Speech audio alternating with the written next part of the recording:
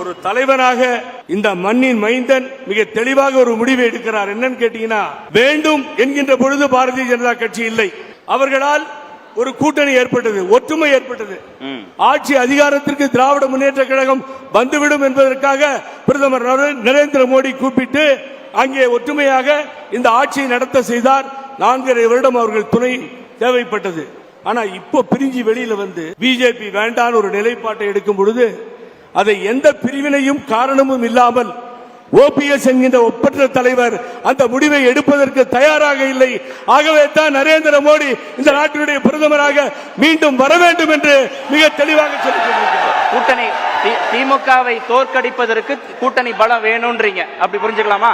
எங்களது தலைமையில் ஒரு பெரிய கூட்டணி அமையும். என்டிஏ மத்தியில் இருந்தாலும் மாநிலத்தில் ஓபிஎஸ் என்கின்ற ஒப்பற்ற தலைவர் இருக்கிறார். ஒரு கூட்டணி அமையும், அதிலே தேமுதிகவும் வரும்.